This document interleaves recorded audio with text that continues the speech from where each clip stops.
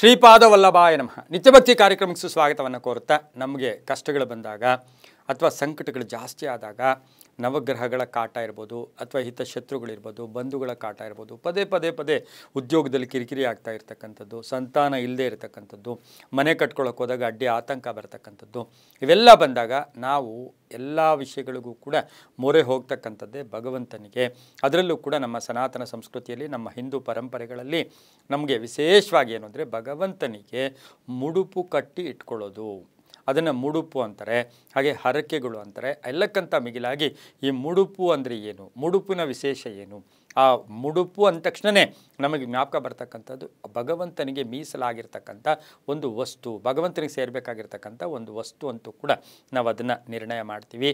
ಮುಡುಪು ಅಂದಾಗ ನಮಗೆ ಕಷ್ಟ. ಈಗ ಸಪೋಸ್ ನಾವೇ ಗಮನಿಸ್ತಾ ಇರ್ತೀವಿ, ಪುಟ್ಟ ಮಕ್ಕಳಿಗೆ ಹೆಲ್ತ್ ಅಪ್ಸೆಟ್, ಪದೇ ಪದೇ ಪದೇ ಆರೋಗ್ಯದ ಸಮಸ್ಯೆಗಳು ಬರ್ತಾ ಇರುತ್ತೆ, ಅಥವಾ ಯಾವುದೋ ಒಂದು ಆ ಸಮಸ್ಯೆಗೆ ಪರಿಹಾರನೇ ಇಲ್ಲ ಅಂತ ಬಂದಾಗ ನಾವು ತಕ್ಷಣವೇ ಏನು ಮಾಡ್ತೀವಿ, ಸರ್ವಾಂತರ್ಯಾಮಿ ಸರ್ವವ್ಯಾಪಿ ಸರ್ವಶಕ್ತನಾಗಿರ್ತಕ್ಕಂಥ ಆ ಭಗವಂತನಿಗೆ, ಭಗವಂತ ನಾನು ಈ ಒಂದು ಮುಡುಪನ್ನು, ಈ ವಸ್ತುವನ್ನು ನಿನ್ನ ಜ್ಞಾಪಕಾರ್ಥವಾಗಿ ನೀವು ತೀರಿಸ್ಕೊಡಿ ಅಂತಕ್ಕಂಥ ಜ್ಞಾಪಕಾರ್ಥವಾಗಿ ಇದನ್ನು ಒಂದು ಕಡೆ ಮನೆಯಲ್ಲಿ ಭದ್ರವಾಗಿ ಇಡ್ತಾ ಇದ್ದೀನಿ.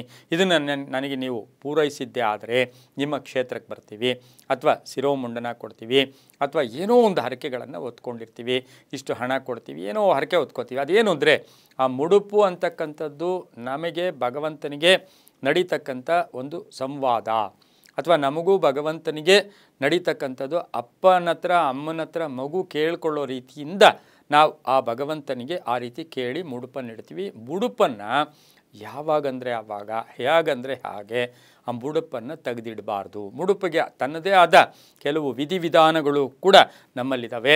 ಆ ವಿಧಿವಿಧಾನಗಳು ಹೇಗೆ ಅಂದರೆ, ಈಗ ಸಪೋಸ್ ನಾವು ಯಾವುದೋ ಒಂದು ಸಂಕಲ್ಪ ಎಲ್ಲವನ್ನ ಸೇರಿಸಿ ಒಂದೇ ಮುಡುಪನ್ನು ಇಡಬಾರ್ದು.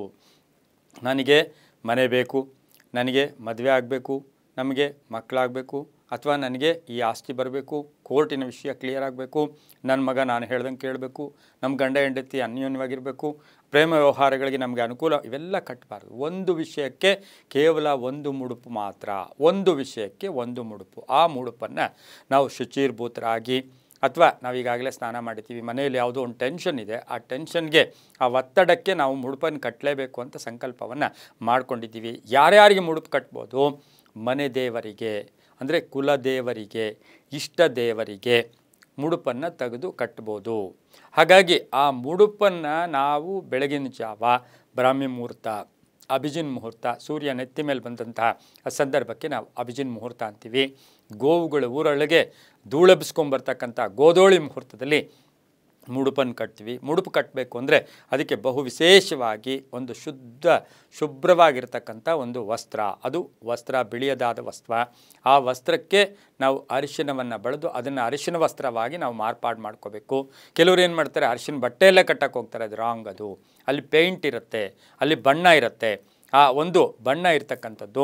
ಹಾಗಾಗಿ ಬಿಳಿಯ ವಸ್ತ್ರ ತಗೊಂಡು ಶುದ್ಧವಾಗಿ ತೊಳೆದು ಆ ಬಣ್ಣಕ್ಕೆ ಅರಿಶಿನ ಲೇಪನ ಮಾಡಿ, ಅದರೊಳಗಡೆ ಮಂಗಳ ದ್ರವ್ಯಗಳಾಗಿರ್ತಕ್ಕಂಥ ಅರಿಶಿನ ಕೊಂಬಿರ್ಬೋದು, ಅಡಿಕೆ ಇರ್ಬೋದು, ಹಣ ಇರ್ಬೋದು, ಹಣದ ಒಂದು ಕಾಯಿನ್ ಇರ್ಬೋದು, ಅದನ್ನು ಅದರಲ್ಲಿಟ್ಟು ಅದನ್ನು ಗಟ್ಟಿಯಾಗಿ ಕಟ್ಟಿ ಸ್ವಲ್ಪ ಅಕ್ಷತೆಯನ್ನು ಮಾಡಿಕೊಂಡು ಅರಿಶಿನ ಕುಂಕುಮವನ್ನು ಇಟ್ಟು ಅದಕ್ಕೆ ಎಲ್ಲೋ ಒಂದು ಕಡೆ ಅಗರಬತ್ತಿಯನ್ನು ಅದಕ್ಕೆ ಆ ಒಂದು ಸುವಾಸನೆಯನ್ನು ಅದಕ್ಕೆ ಕೊಟ್ಟು ಪ್ರಾರ್ಥನೆ ಮಾಡಿಕೊಂಡು ಎರಡೂ ಕೈಯಲ್ಲಿ ಇಟ್ಕೊಂಡಂತಹ ಮುಡುಪನ್ನು ಭಗವಂತನ ಮುಂದೆ ನಿಂತು ಚಿರಬಾಗಿ ನಮಸ್ಕಾರ ಮಾಡಿ, ಭಗವಂತ ಈ ಕಷ್ಟದಲ್ಲಿ ನನ್ನ ಕೈಯಲ್ಲಿ ಆಗ್ತಾ ಇಲ್ಲ, ಇದನ್ನು ಪರಿಹಾರ ಮಾಡಿಕೊಡು ಅಂತ ಆ ಮುಡುಪನ್ನು ದೇವರ ಹತ್ರ ಆವತ್ತಿನ ದಿವಸ ಇಟ್ಟು, ನಂತರ ಅದನ್ನು ಬೀರುವಲ್ಲೋ ಮನೆಯಲ್ಲೋ ಇಟ್ಟು ಆ ಸಕಾಲಕ್ಕೆ ನೀವೇನು ಅಂದ್ಕೊಂಡಿದ್ದೀರೋ ಅದ ರೀತಿ ಹೋಗಿ ಬಂದರೆ ಅದು ಎಲ್ಲವೂ ಕೂಡ ಈಡೇರುತ್ತೆ. ನಮ್ಮ ಹಿಂದೂ ಸನಾತನ ಸಂಸ್ಕೃತಿಯಲ್ಲಿ ಅನೇಕ ರೀತಿಯ ನಂಬಿಕೆಗಳಿದೆ. ಆ ನಂಬಿಕೆಗಳನ್ನು ನಂಬಿಕೆಟ್ಟವರಿಲ್ಲವೋ ಅಂತಕ್ಕಂಥ ಮಾತನ್ನು ಹೇಳ್ತಾ, ಸರ್ವೇ ಜನ ಸುಖಿನೋ ಭವಂತು, ಸಮಸ್ತ ಸನ್ಮಂಗಳಾನಿ ಭವಂತು.